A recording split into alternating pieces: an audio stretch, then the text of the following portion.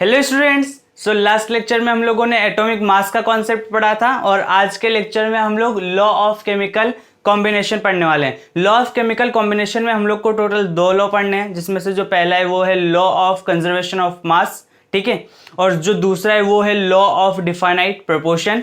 अब ये देखिए, ये 2 लॉ में जो पहला लॉ है लॉ ऑफ कंजर्वेशन ऑफ मास, उसको हम लोग इस लेक्चर में पढ़ेंगे, और जो दूसरा लॉ है लॉ ऑफ डिफाइनाइट प्रोपोर्शन, उसको हम लोग नेक्स्ट लेक्चर में पढ़ेंगे। सो चलिए हमारी साइंस की क्लास को शुरू करते हैं। अब देखिए, लॉ ऑफ केमिकल कॉम्बिनेशन से भी पहले आप सबको केमिकल रिएक्शन क्या होता है उसके बारे में पता होना चाहिए। So what is chemical reaction? क्या होता है केमिकल रिएक्शन, बताओ। केमिकल रिएक्शन क्या होता है? अच्छा, सबसे पहले तो आप देखो, ऐसा नहीं है कि हम लोग जैसे हम लोग किसी नए वर्ड को सुनते हैं, सो हम लोग के माइंड में कुछ कुछ इमेजेस बनना अपने आप स्टार्ट हो जाता है। सो केमिकल रिएक्शन सुन करके आप लोगों के माइंड में कौन कौन सी पिक्चरें बन रही है उसको ध्यान रखो। तो उसमें हम लोग को ये जब पता चल रहा है कि जब हम लोग किसी 2 सब्सटेंस को मिक्स करते हैं तो उनके बीच में कुछ तो रिएक्शन होता है और उसी को हम लोग केमिकल रिएक्शन बोलते हैं। लेकिन इसमें एक बात और है, जिन 2 सब्सटेंस को हम लोगों को कंबाइन करना है, ठीक है, उनको हम लोग कंबाइन करने के बाद जो हम लोग को प्रोडक्ट मिलेगा वो एंटायरली डिफरेंट होना चाहिए। ठीक है, वो क्या होना चाहिए? एंटायरली डिफरेंट होना चाहिए। जैसे कि मैं लिख देता हूं पहले, इसका जो डेफिनेशन है वो क्या है? व्हेन 2 और मोर substances combined to form entirely different product. इसका भी आपको एक बेस्ट एग्जांपल मिलने वाला है जो कि हम लोग बचपन से देखते आ रहे हैं, लेकिन हम लोगों ने कभी उस पर ध्यान नहीं दिया, तो आज ध्यान दे लेंगे। चलो कोई बात नहीं। तो देखिए, व्हेन 2 और मोर सब्सटेंसेस लिख देता हूं, कंबाइन, ठीक है, व्हेन 2 और मोर सब्सटेंसेस, थोड़ा सा इसको मैं सही कर लेता हूं, आप लोग को भी थोड़ा देखने में क्या अच्छा लगेगा, ठीक है। जस्ट अ मिनट, सिर्फ 1 मिनट।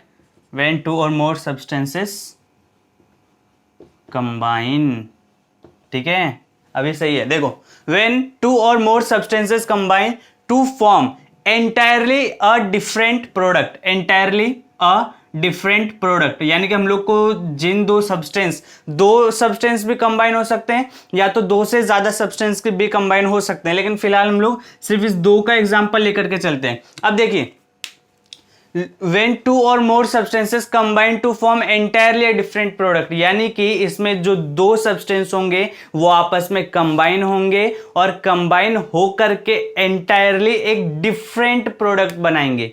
देखो, अभी हम लोग को इतना तो पता है कि अगर मैं 2 चीजों को मिक्स करूंगा सो मुझे कोई तीसरी चीज तो जरूर मिलेगी। मैं 2 चीजों को अगर कंबाइन करूंगा सो मुझे कोई तीसरी चीज जरूर मिलेगी। अब देखिए, अब जैसे कि मैंने लिया हाइड्रोजन, सबसे पहले मैंने क्या लिया? हाइड्रोजन लिया, और हाइड्रोजन के साथ मैंने ऑक्सीजन लिया। तो हाइड्रोजन के साथ ऑक्सीजन लेने से क्या बनता है? पानी बनता है। लेकिन उसका एक रूल भी है। उसका क्या रूल है?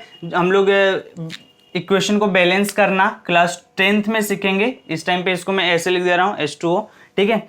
तो इस टाइम पे इसको मैं बैलेंस कर दे रहा हूँ, ठीक है। हाँ, सो अभी ये बैलेंस हो गया है, ठीक है। सो ये मैंने बैलेंस कैसे किया ये आप लोग 10th में सीखेंगे। इस टाइम पे सिर्फ ध्यान रखिए कि हाइड्रोजन और ऑक्सीजन के मिलने से वाटर बनता है, ये हम लोग को पता है। हाइड्रोजन और ऑक्सीजन के मिलने से वाटर बनता है, ये हम लोग को पता है। लेकिन जरा ये देखिए कि ये वाटर बनाने के लिए मैंने जिन 2 सब्सटेंस को लिया है, तो वाटर बनने के बाद वो एंटायरली उनका जो प्रॉपर्टी है वो डिफरेंट हो जाता है। उनका जो प्रॉपर्टी है वो डिफरेंट हो जाता है। व्हेन 2 और more substances combine to form entirely a different product, यानी कि टोटली डिफरेंट मिलेगा। जैसे डिफरेंट का मतलब क्या है? सो देखो, इसका जो प्रॉपर्टी है वो कौन सा है? ये हाइड्रोजन जो गैस है वो कंबस्टिबल होता है, कंबस्टिबल होता है। जो ऑक्सीजन है वो कंबशन में सपोर्ट करता है, यानी कि किसी चीज को अगर हमें जलाना है तो उसमें हेल्प करता है। सो हम लोग इसको लिख देते हैं support in combustion, support in combustion, यानी कि ये कंबशन में सपोर्ट करता है। लेकिन वाटर क्या करता है? वाटर कुछ नहीं करता है भैया, वाटर तो कूल कूल होता है ना, बताओ, वाटर तो कूल कूल होता है। सो देखो, हम लोगों ने वाटर बनाने के लिए जिन दो सब्सटेंस को लिया उनका जो प्रॉपर्टी था वो टोटली डिफरेंट था। किससे? जो हमारा सब्सटेंस बना उससे। हमारा सब्सटेंस तो वाटर बना है, तो वाटर का जो भी प्रॉपर्टी है वो इन सब से टोटली डिफरेंट है। आप लोग खुद ही देखना, वाटर जो होता है वो कूल कूल होता है, ठंडा ठंडा होता है, लेकिन जो हाइड्रोजन होता है वो कंबस्टिबल होता है। ऐसे ही वो खुले में नहीं रख सकते उसको, वो जल्दी तुरंत आग पकड़ लेगा, ठीक है। सो और ये ऑक्सीजन देखो, ये कंबशन में सपोर्ट करता है। सो जिन दो सब्सटेंस को हम लोगों ने वाटर बनाने के लिए उनका प्रॉपर्टी और जो हम लोगों का प्रोडक्ट बना उसका प्रॉपर्टी टोटली डिफरेंट है। समझ में आ रहा है? उसका प्रॉपर्टी टोटली डिफरेंट है। इसका और एग्जांपल हम लोग ले सकते हैं। जैसे और एग्जांपल में क्या दूं आप लोग को, तो देखो, कार्बन ले लो प्लस ऑक्सीजन ले लो। कार्बन ले लिया, ऑक्सीजन ले लिया, मुझे बताओ क्या मिलेगा? कार्बन डाइऑक्साइड मिलेगा, ठीक है। अब सेम इसका प्रॉपर्टी क्या है? कार्बन का प्रॉपर्टी क्या है? कार्बन एक पॉइजनस गैस है, ऐसे हम लोग वो मतलब वो खुले में नहीं रख सकते, ठीक है। और ये भी कंबशन में सपोर्ट करता है। और ये जो है CO2, ये कंबस्टिबल नहीं है, ये तो अपने एटमॉस्फेयर में रहता है ना, ये तो अपने एटमॉस्फेयर में रहता है। हम लोग CO2 को ही तो एक्सेल करते हैं, ठीक है, और इनहेल ऑक्सीजन को करते हैं। सो ये जो हम लोगों ने प्रोडक्ट बनाया, ये जो प्रोडक्ट बना, इसका जो प्रॉपर्टी है वो टोटली डिफरेंट है। किससे? जिन दो सब्सटेंस से ये मिलकर बना हुआ है, जिन दो सब्सटेंस से ये मिलकर बना हुआ है उससे टोटली डिफरेंट है। यानी कि केमिकल रिएक्शन में जो दो सब्सटेंस कंबाइन होते हैं तो उनका प्रॉपर्टी कंबाइन होने के बाद चेंज हो जाता है। बहुत बड़ी लाइन है। केमिकल रिएक्शन में जो दो सब्सटेंस कंबाइन होते हैं तो वो कंबाइन होने के बाद उनका जो प्रॉपर्टी है वो चेंज हो जाता है। यहां पर आप लोग खुद देख रहे होंगे कि इस केमिकल रिएक्शन में ये दो सब्सटेंस कंबाइन हुए हैं, तो कंबाइन होने के बाद उनका जो प्रॉपर्टी है वो टोटली डिफरेंट हो गया है। अब एक बार और देखिए, ये जो केमिकल रिएक्शन, इसको लिखने के कुछ रूल्स भी होते हैं। कुछ रूल्स क्या होते हैं? जैसे देखो, आप लोग को पता चल रहा होगा, ये मैंने एरो क्यों किया है? इस एरो को बोलते हैं गिव्स आउट। इस एरो को क्या बोलते हैं? इसको हम लोग गिव्स बोल सकते हैं, ठीक है। गिव्स आउट बोल दोगे तो भी चलेगा, या तो सिर्फ गिव्स बोलोगे तो भी चलेगा। सो 2H2 plus O2 gives out 2H2, ऐसा केमिकल रिएक्शन को हम लोग पढ़ते हैं। अब देखिए यहां पर जो एरो के अब देखो, मुझे ये बताओ कि 2H2 और O2 से वाटर बना है कि वाटर से हाइड्रोजन और ऑक्सीजन बना है? सो ये हम लोग को पता है कि हाइड्रोजन और ऑक्सीजन से वाटर बना है ना, वाटर से तो हाइड्रोजन और ऑक्सीजन नहीं बना, तो इससे मिलकर ये बन रहा है। सो इसीलिए एरो इस साइड, यानी कि जो हम लोग का एरो का ये जो राइट हैंड साइड रहेगा ना, एरो का जो राइट हैंड साइड रहेगा उसको बोलेंगे प्रोडक्ट। क्या बोलेंगे? प्रोडक्ट। और एरो के लेफ्ट हैंड साइड में जो रहेगा उसको बोलेंगे रिएक्टेंट। क्या बोलेंगे? रिएक्टेंट। सो उसको भी मैं लिख देता हूं। अभी देखो, हम लोग जो लॉ ऑफ वो पढ़ेंगे ना, लॉ ऑफ केमिकल कॉम्बिनेशन, उसमें लॉ ऑफ केमिकल कॉम्बिनेशन में लॉ ऑफ कंजर्वेशन ऑफ मास, उसमें हम लोग को काम आएगा। सो देखो, अब ये वाला डेफिनेशन आप लोग एक बार लिख लेना, ठीक है। कॉपी पेन लेकर बैठा करो, ऐसे ही मत बैठा करो, इसको नोट करते रहा करो साथ साथ में, ठीक है। अभी मैं आप लोग को कुछ थोड़ा और एक्स्ट्रा मैं बता देता हूं, ठीक है, जरूरी है। सो केमिकल रिएक्शन समझ तो आया ना, कि जब दो चीजें मिलकर के कोई नया तीसरा चीज बनाती है तो उसी को हम लोग केमिकल रिएक्शन बोलते हैं। अगर मैंने शक्कर लिया है, शुगर लिया है, और उसको मैं वाटर में मिक्स कर रहा हूं तो मेरे को शुगर सॉल्यूशन मिलेगा, लेकिन वो कोई केमिकल रिएक्शन नहीं होगा। क्यों नहीं होगा? क्योंकि जब केमिकल रिएक्शन में कोई तीसरा प्रोडक्ट बनता है, जब कोई केमिकल रिएक्शन में कोई प्रोडक्ट बनता है तो उसका जो प्रॉपर्टी होता है वो उसके जो एक्चुअल सब्सटेंसेस होते हैं, एक्चुअल जो सब्सटेंस होते हैं, ओरिजिनल सब्सटेंस, उनसे टोटली डिफरेंट होता है। अब अगर मैंने शुगर लिया और वाटर लिया, क्या लिया? अगर मैंने शुगर लिया और वाटर लिया और उनको मैंने कंबाइन कर दिया, सो मेरे को क्या मिलेगा? शुगर सॉल्यूशन मिलेगा, शुगर सॉल्यूशन मिलेगा। लेकिन आप लोग को पता होगा कि अगर मैं शुगर लिया और वाटर लिया और मैं जब उसको ऐसा टेस्ट करके देखूंगा तो उसमें शुगर का टेस्ट भी आएगा और वाटर तो उसमें रहेगा ही। तो शुगर सॉल्यूशन का जो प्रॉपर्टी है वो कुछ कुछ शुगर और वाटर की तरह ही दिखा रहा है। सो ये केमिकल रिएक्शन नहीं है। This is not a chemical reaction. This is not a chemical reaction. अगर मैंने सॉल्ट ले लिया और मैंने वाटर ले लिया तो सॉल्ट और वाटर को एक साथ मिक्स करने से क्या मिलेगा, मेरे को सॉल्ट सॉल्यूशन मिलेगा, सॉल्ट सॉल्यूशन मिलेगा। अब जब ये सॉल्ट सॉल्यूशन मिल रहा है तो देखो आप लोगों को पता चल रहा होगा कि जब ये प्रोडक्ट बनाए ना, इस टाइम पे ये प्रोडक्ट बनाए तो सॉल्ट सॉल्यूशन मिल रहा है, तो उसको भी उसका जो प्रॉपर्टी है वो कुछ कुछ सॉल्ट की तरह और कुछ कुछ वाटर की तरह, यानी कि उसके जो ओरिजिनल सब्सटेंस थे उनकी तरह दिखाएगा। सो ये भी केमिकल रिएक्शन नहीं है। केमिकल रिएक्शन वो रिएक्शन होती है जिसमें जो दो सब्सटेंस कंबाइन होते हैं उनका जो प्रॉपर्टी है वो, और उनके कंबाइन होने के बाद जो हम लोग को प्रोडक्ट मिलेगा उसका जो प्रॉपर्टी है वो टोटली डिफरेंट होंगे। क्या होंगे? टोटली डिफरेंट होंगे। अभी कुछ देर पहले मैंने एग्जांपल लिखा था 2H2 plus O2 gives out 2H2O। ये अपना केमिकल रिएक्शन है। अब इस केमिकल रिएक्शन में हम लोग को ये एरो बता रहा है कि इन दो चीजों को मिलकर के ये बन रहा है, इन दो चीजों को मिलकर के ये बन रहा है। एरो के लेफ्ट हैंड साइड में, एरो के लेफ्ट हैंड साइड में जो होता है उसको बोलते हैं रिएक्टेंट। क्या बोलते हैं? रिएक्टेंट। तो इसको क्या बोलेंगे? रिएक्टेंट। ठीक है। जब कोई एक होगा तो अब देखो, अगर ये सिर्फ 2H2 होता तो इसको रिएक्टेंट बोलते हैं, लेकिन यहां पर एक और दो, हाइड्रोजन भी ऑक्सीजन भी है, तो उसको रिएक्टेंट्स बोलेंगे, प्लूरल फॉर्म यूज करेंगे। और जिन रिएक्टेंट के कंबाइन होने से जो हम लोग को मिलता है, जो हम लोग को सब्सटेंस मिलता है उसको बोलते हैं प्रोडक्ट। क्या बोलते हैं? प्रोडक्ट बोलते हैं। समझ में आया? उसको क्या बोलते हैं? प्रोडक्ट। और इस एरो को हम लोग क्या नाम दे सकते हैं? इस एरो को हम लोग गिव्स आउट बोल सकते हैं। ठीक है, गिव्स आउट। ठीक है। सो अभी अगर मैं ऐसा ही कोई भी रिएक्शन लिख दूं मान लो, सो उसमें आप लोग ये फिक्स कर लोगे ना कि कौन क्या है। ठीक है, मैं रिएक्शन लिखता हूं।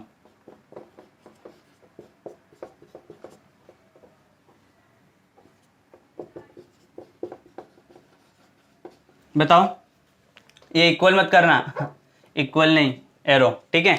सो अब मुझे आप लोग ये बताओ कि इसमें कौन कौन रिएक्टेंट है और कौन कौन प्रोडक्ट है। सो हम लोग रिएक्टेंट के नाम तो लिख सकते हैं, रिएक्टेंट्स। रिएक्टेंट कौन कौन से हैं? Mg है और Cl2 है। चलो 2Mg लिख लो। ठीक है। और अगर मेरे को प्रोडक्ट लिखना रहा, so what will I right? I will write 2MgCl। समझ में आया? ठीक है। अभी मैं एक और रिएक्शन लिख देता हूं, C+O2 गिव्स आउट CO2। अब आप लोग मुझे सिर्फ इतना बताओ, which is product and which is reactant. So हम लोग को पता है कि ये जो दोनों हैं वो है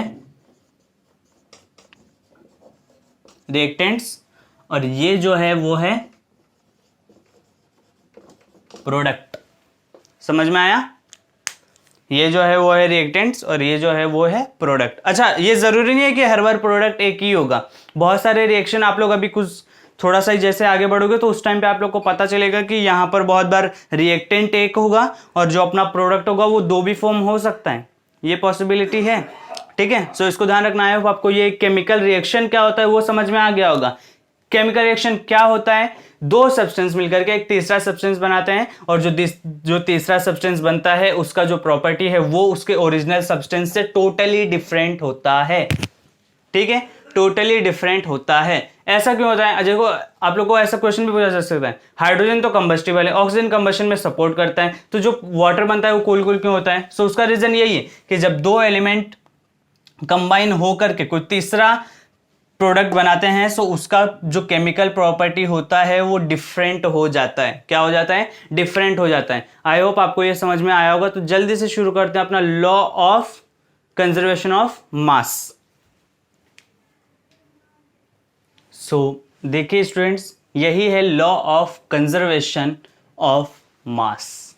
ये law of conservation of mass पता है, बिल्कुल हम लोग जो work energy and power chapter पढ़ चुके हैं बिल्कुल उसी की तरह है। तो उसमें हम लोगों ने law of conservation of energy देखा था। क्या था उसका statement? Energy can neither be created nor be destroyed but it can transfer from one form to another form. यही था, सेम यही यहां पर लगाया गया है। अब देखिए लॉ ऑफ कंजर्वेशन ऑफ मास भी वही है कि हम लोग ना ही तो मास को क्रिएट कर सकते हैं और ना ही हम लोग मास को डिस्ट्रॉय कर सकते हैं। इन किसमें? किसी केमिकल रिएक्शन में। किसी केमिकल रिएक्शन में ना ही तो हम लोग मास को क्रिएट कर सकते हैं और ना ही मास को डिस्ट्रॉय कर सकते हैं। अब देखो इसको आप लोग दो तरीके से बोल सकते हो, या तो आप लोग ये वर्ड्स में लिखो या तो आप लोग ये वर्ड्स में लिखो। और ये है क्या? सो ये है in a chemical reaction, in a chemical reaction total mass of the reactants, total mass of the reactants is equal to total mass of products. यानी कि किसी केमिकल रिएक्शन को अगर मैंने यहां पर लिखा है तो उस केमिकल रिएक्शन में total mass of reactants is equal to total mass of product. समझ में आया?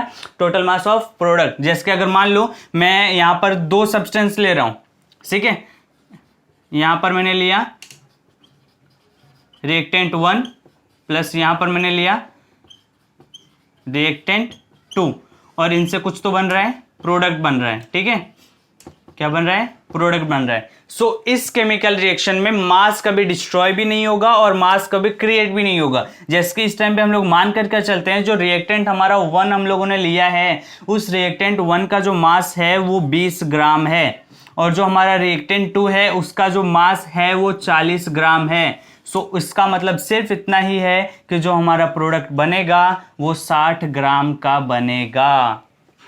इसका मतलब सिर्फ इतना ही है, यानी कि कहीं पर भी मास का लॉस नहीं होगा और कहीं पर भी एक्स्ट्रा मास क्रिएट नहीं होगा।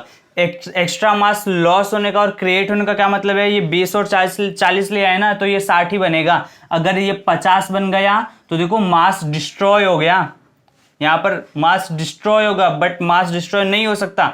और अगर ये 50 की जगह 70 बन गया तो मास नया क्रिएट हो गया और मास क्रिएट भी नहीं हो सकता। या तो आप लोग ये वर्ड्स लिखना एग्जाम में या तो ये लिखना, और दोनों लिख दोगे तो और भी बेस्ट है। ठीक है, सो आई होप आप लोग को ये दिख रहा होगा।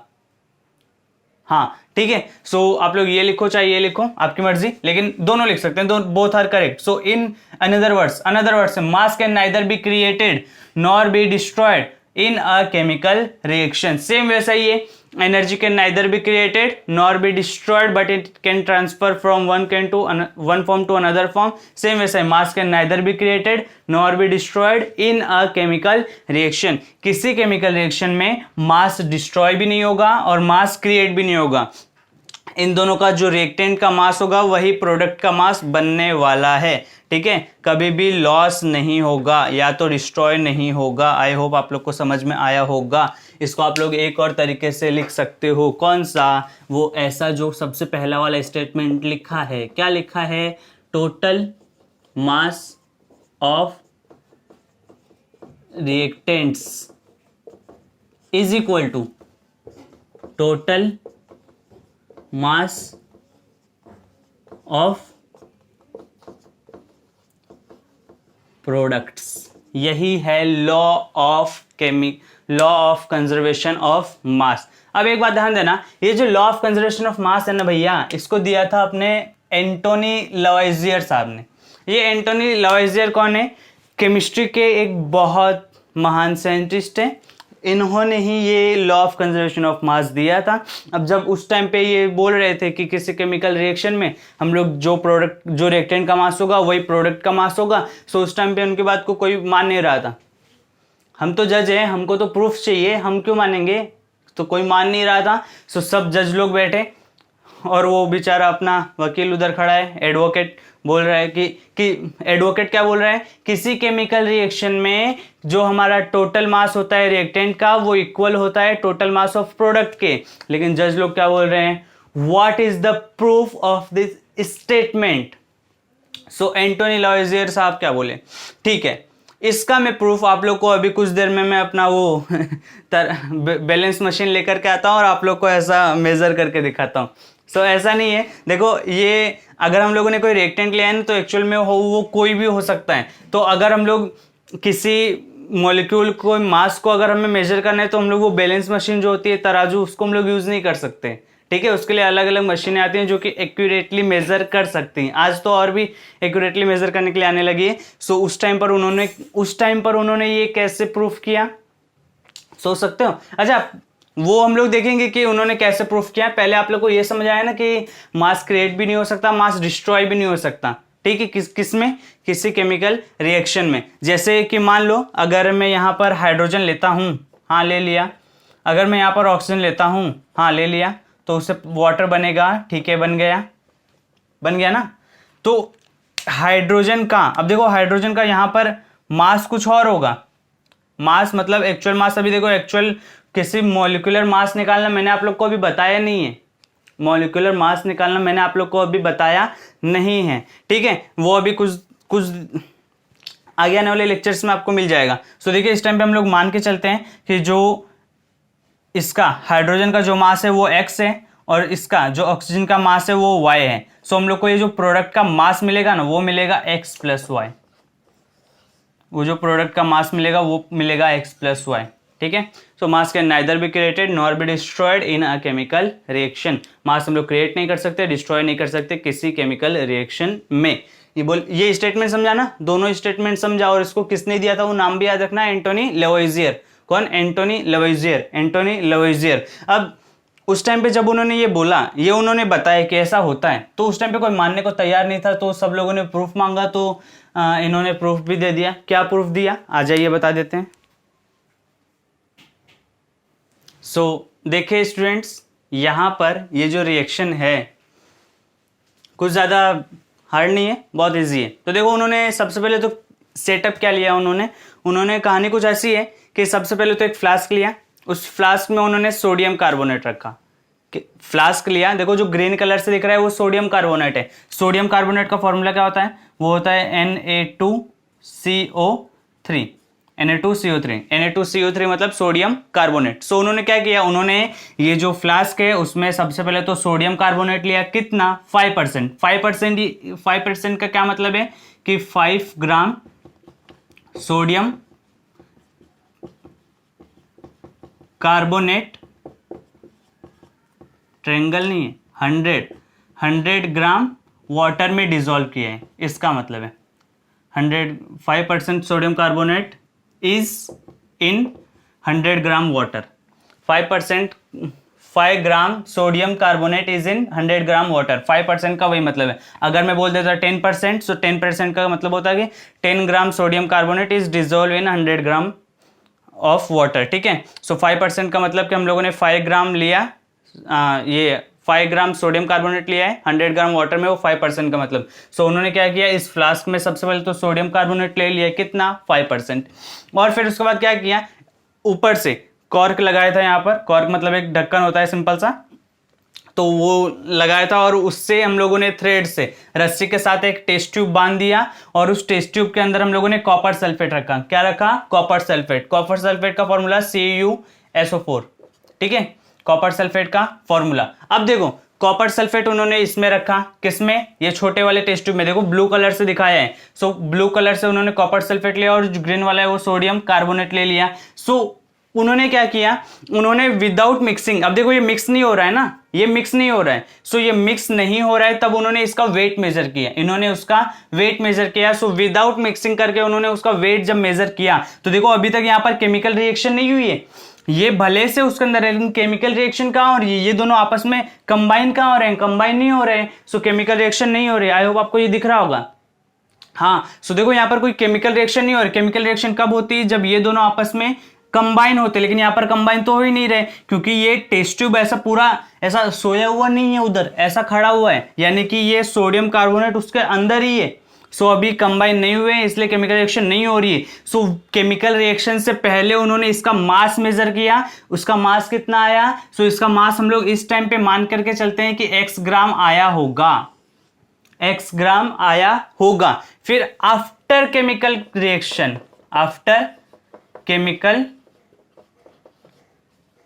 रिएक्शन, आफ्टर केमिकल रिएक्शन यानी कि केमिकल रिएक्शन के बाद, केमिकल रिएक्शन के बाद इन्होंने क्या किया, वो जो थ्रेड लिया था ना, जिस धागे से इस टेस्ट ट्यूब को बांधा था, वो धागा ऐसे धीरे धीरे छोड़ दिया, और छोड़ देने के बाद जैसे ही छोड़ेगा तो ये टेस्ट ट्यूब अपना ऐसे था, अब जैसे ही धागा छोड़ेंगे तो ये ऐसे हो जाएगा। सो इसके अंदर का ये जो कॉपर सल्फेट रहेगा वो बाहर आ जाएगा, और बाहर आके सोडियम कार्बोनेट के साथ मिक्स हो जाएगा। सो फिर उसके बाद का सिनारियो कैसे होगा, उसके बाद का सिनारियो में एकदम फास्ट बना देता हूँ। उसके बाद का सिनारियो ऐसे होगा, ये अपना टेस्ट ट्यूब रहेगा, इससे वो बाहर आ चुका रहेगा और दोनों मिक्स हो गए रहेंगे, ठीक है। सो आफ्टर केमिकल रिएक्शन, अब केमिकल रिएक्शन हो चुकी है और इसमें हम लोग को क्या मिला। सो देखो, जैसे ही केमिकल रिएक्शन होती है तो ये सोडियम सल्फेट बन जाता है और कॉपर कार्बोनेट बन जाता है। क्या बन जाता है, पहले केमिकल रिएक्शन से पहले था कॉपर सल्फेट था और सोडियम कार्बोनेट था, लेकिन जैसे ही केमिकल रिएक्शन हुई सो उसके बाद हम लोग को जो प्रोडक्ट मिलता है वो प्रोडक्ट मिलता है CuCO3, और जो अपना ये जो अपना सोडियम है वो इसके साथ चला जाता है, सो Na2SO4, ठीक है। यानी कि हम लोग को मिलता है यहां पर सोडियम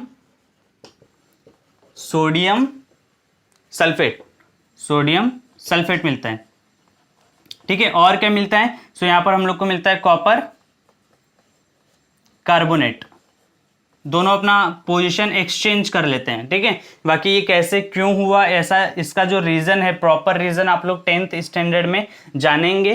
केमिकल रिएक्शन करके ये आप लोग को एक चैप्टर आएगा, उसमें हम लोग इसको डिटेल में पढ़ेंगे। इस टाइम पे सिर्फ इतना देखो कि केमिकल रिएक्शन से पहले इनका मास कुछ x ग्राम आया था, अब जैसे मैंने थ्रेड छोड़ा तो केमिकल रिएक्शन दोनों में हुई, और केमिकल रिएक्शन होने के बाद इसका मास फिर से एक बार मेजर किया गया, और अगेन इसका जो मास आया वो x ग्राम ही आया। यानी कि पहले भी x ग्राम आया था और बाद में भी x ग्राम आया था, यानी कि मास क्रिएट भी नहीं हुआ, मास डिस्ट्रॉय भी नहीं हुआ। यानी कि total mass of reactants is equal to total mass of product, यानी कि इसका जो मास है वही इसका भी मास है। सिंपल सा एक्सपेरिमेंट था, ठीक है, सिंपल सा एक्सपेरिमेंट था।